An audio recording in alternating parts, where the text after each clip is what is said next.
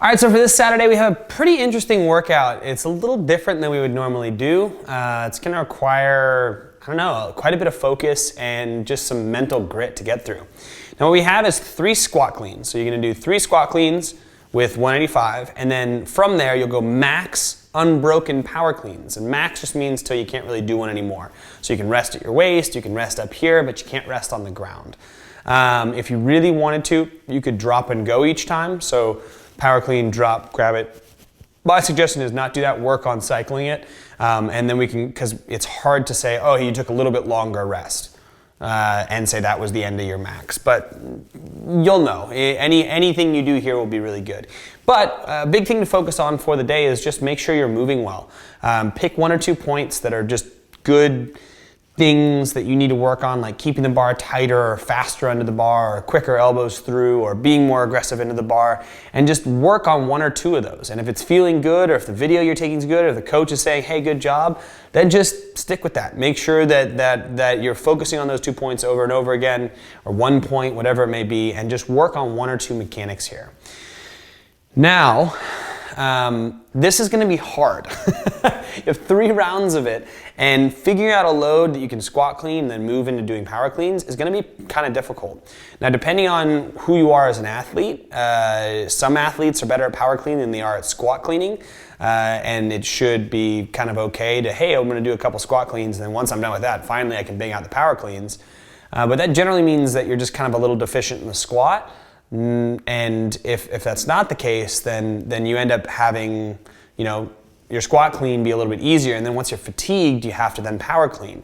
Now this is going to be hazardous on both the grip as well as just the overall ability to put power into the bar. So grip's going to fatigue if it's heavy enough, and it's going to be hard to, once you've done 3 heavy-ish squat cleans, depending on your ability level, to then bang out power cleans. You're going to have to shift into the mode of putting more power into the bar and not dropping under it. So it's a good psychological battle more than anything else, as well as physically you're going to be quite taxed trying to do power cleans after 3 heavy-ish squat cleans. It's only 3 rounds of it, and so it's not too many rounds, but you should be building up to that. Then afterwards, you're going to rest 5 minutes, and rest means like chill, if at all possible. Maybe don't drink a beer, but that level of chill and hard chill. And then do heaviest 3 rep max power clean in 5 minutes. So you have 5 minutes to build to a heavy 3 rep max power clean. Now the thing with this is you can probably start at the 185 or whatever load you previously used for the front section of that workout, just because you know you can do that. So start there or start slightly higher and then just work your way up. 5 minutes is a small time domain, so you're probably only going to get like 2 or 3 sets in that, depending on how heavy you go or how quickly you move. So that's what we're looking for the day. A lot of thinking, a lot of focus, and hopefully your coaches help you out with that. For the partially loaded version, it's 10 dumbbell squat cleans. So you do 10 dumbbell squat cleans and then max set of unbroken dumbbell squat cleans. Dumbbell squat cleans and dumbbell power cleans are both hard things. 10 in a row is hard, period. Let alone then doing a whole bunch of power cleans after that. So grip is going to be an issue again. Positioning is going to be an issue, and my personal suggestion is if I were doing this, I would be doing my cleans from between the legs. So I would be going here, tapping it between the legs, and coming and doing it there. Just the nature of dumbbells, it seems to be that when you try to go on the outside of the legs, unless you've got really long arms and shorter legs, it's hard to not get in the way of the knees. Up to you how you want to do that, but I would go between the legs. It seems to be easier to maintain chest position, back position, drive into the ground, all that fun stuff. Same thing though, pick a couple big key points and stick with those as your main focus points for the day. For both the fully loaded and the partially loaded, it's scaled back just simply by whatever loads you're personally able to do. If you have limited access to different weights in that dumbbell department, you can always turn one weight on its side, and if it's feeling light, it just means you're going to do a boatload of power clean reps.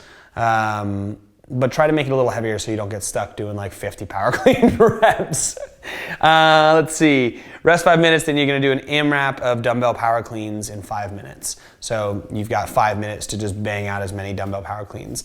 And I might, if I was you, or if it was me in that position, that's the same thing, I might up the load once I hit that dumbbell power clean, if you have the ability to. So whatever you did the workout with, feel how that feels, and then maybe just up the load a bit so that way you don't just hang on to dumbbells for the entire time. If you can still look at good mechanics and see what you can do there, it might be fun to just up the load a bit. Like behind me here, I've got these obscenely large dumbbells, and this might be a day for me, depending psychologically where I'm at, that I want to do less reps, but I want to do a heavier load, and all I have is dumbbells. I would go with those obscene ones.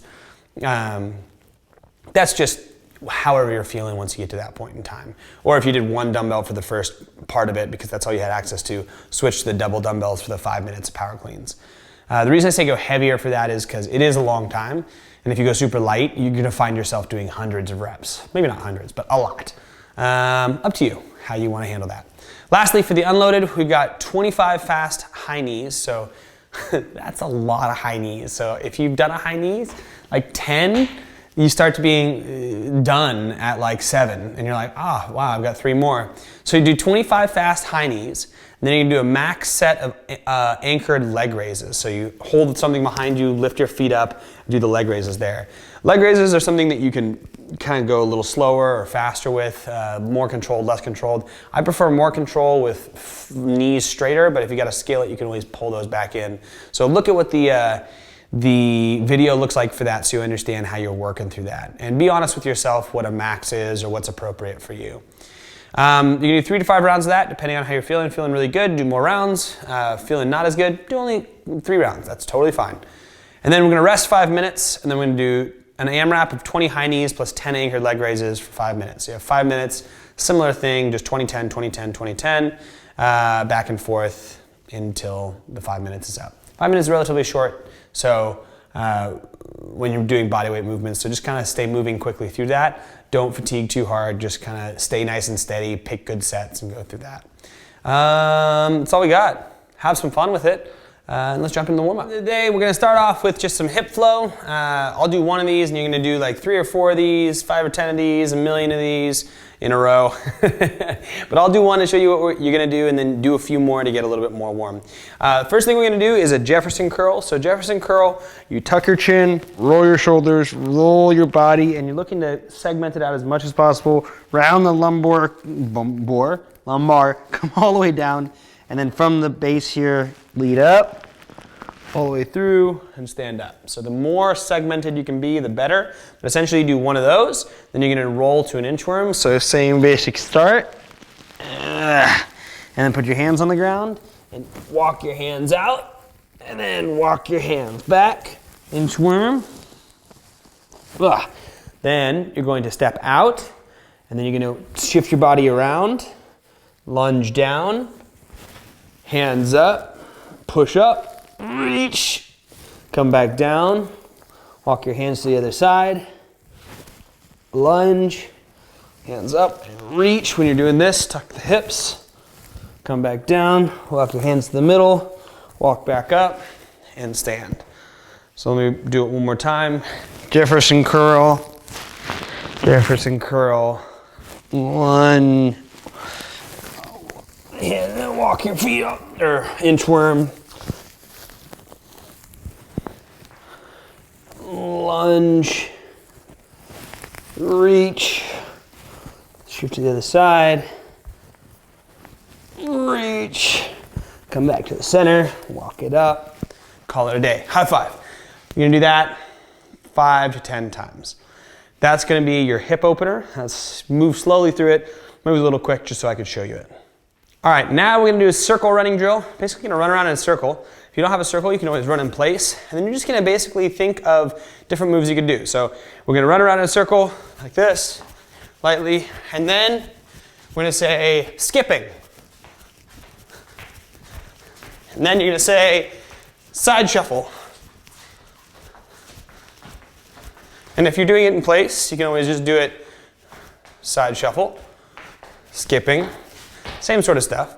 And then as you're running around in place and you're side shuffling, side shuffle the other direction. Oh, snap, we're going. And then low crouch. And then duck walk. And you can do all of these things in place too. And then sumo squat. Sumo squat.